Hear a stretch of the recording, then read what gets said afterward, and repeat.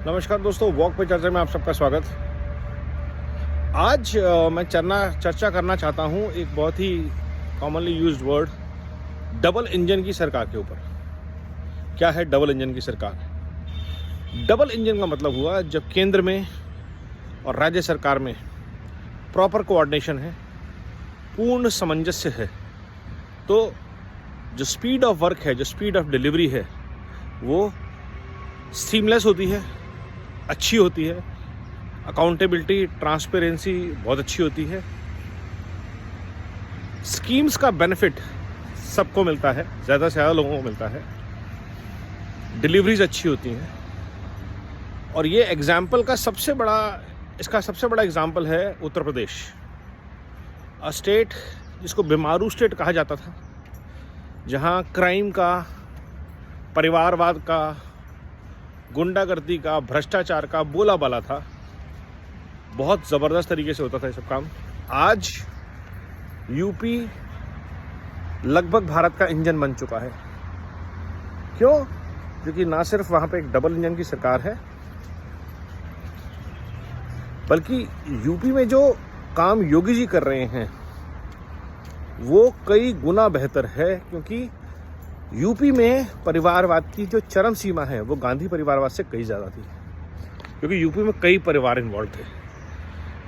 UP में जो भ्रष्टाचार है उसकी सीमा कई गुना ज़्यादा थी, क्योंकि पूर्वी यूपी कोई जाता ही नहीं था। और आज वो वक्त है जब Bundelkhand expressway, Gorakhpur expressway, Lucknow expressway, Agra expressway तो था ही, ये सारी इंफ्रास्ट्रक्चर्स ने देश को जोड़ दिया है। प्रगति की रफ्तार, काम की रफ्तार, रोजगार की रफ्तार, लोगों तक सुविधाएं पहुंचने की रफ्तार अविस्मरणीय है। क्योंकि जो योजनाएं केंद्र सरकार लाती है उसके क्रियान्वयन में योगी सरकार कोई भी देर नहीं लगाती। और यही डबल इंजन की सरकार है जिसका फ़ायदा भारत की जनता को लगातार मिलना चाहिए, मिलता है। ऐसे कुछ और भी उदाहरण हैं, जैसे असम एक एग्जाम्पल है, गुजरात एक एग्जाम्पल है, और अगर भाजपा से बाहर जाएं, छत्तीसगढ़ और हिमाचल भी बहुत अच्छे एग्जाम्पल हैं। तेलंगाना बहुत अच्छा एग्जाम्पल है, उड़ीसा बहुत अच्छा एग्जाम्पल है। तो ऐसा नहीं है कि डबल इंजन की सरकार मतलब दोनों इंजन भाजपा के लगे हों। दो इंजन जो सिर्फ एक काम से मन से काम करें कि देश की तरक्की को रफ्तार देनी है, ऑपोजिट डायरेक्शन में नहीं खींचना। जनता ने जिस काम के लिए आपको चुना है वो है जनता की सेवा, भारत माता की सेवा। ये अगर ध्येय निश्चित है तो विचारों का मतभेद साइड में करके आप काम में कर सकते हैं। जब सरकार बन जाती है तो वो पार्टी नहीं रहती, उसका काम है प्रदेश की, देश की, राज्य की, लोगों की सेवा करना और कोशिश करना कि जो योजनाएं सरकार ला रही है, चाहे केंद्र में चाहे राज्य में, उनको ज़्यादा से ज़्यादा लोगों तक पहुंचाएं। और ये काम योगी जी ने लगातार करके दिखाया है। एक तो वो योगी हैं, दूसरा वो एक बहुत ही दबंग किस्म के योगी हैं जो किसी की बकवास ना सुनते हैं, ना वो फालतू बात करते हैं।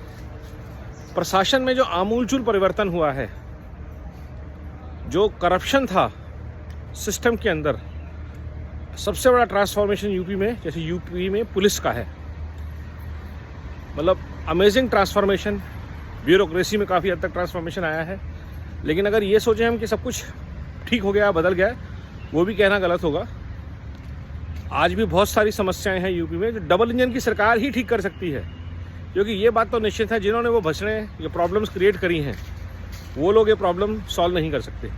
जैसे नोएडा की रियल एस्टेट प्रॉब्लम, नोएडा में आज भी मकान नहीं मिले हैं लोगों को, प्रोजेक्ट्स डिलेड हैं, इनकम्प्लीट हैं, और ये गुत्थी योगी जी भी नहीं सुलझा पाए हैं आज तक।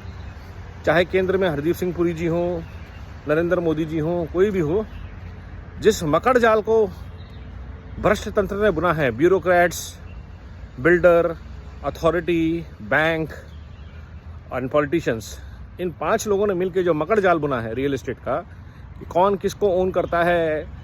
कहीं भी कंपनी, आप अगर NCLT में भी चले जाओ तो भी NCDRC में भी चले जाओ तो भी आपको मकान नहीं मिल रहे हैं। तो ये जुड़ा एक बहुत बड़ा हिस्सा रह गया है योगी जी के चैलेंज का। अदरवाइज अगर आप देखें तो डबल इंजन की सरकार ने यूपी को जो ट्रांसफॉर्म किया है, वही डबल इंजन की सरकार, ऐसे ही एफर्ट्स पूरे देश में लगने चाहिए, तब जाके भारत 2029 तक विश्व के प्रथम 3 राज्य देशों में आ पाएगा, प्रगतिशील विकसित राष्ट्रों में। तो इसके लिए काम यही करना है, फिर से मोदी जी को लाना है, फिर से योगी जी को लाना है, और जहां हो सके स्वच्छ नेतृत्व वाली भाजपा सरकार को चुन के लाना है। कांग्रेस मुक्त भारत बनाना है, परिवारवाद और भ्रष्टाचार से मुक्त भारत बनाना है। वंदे भारत, वंदे मातरम।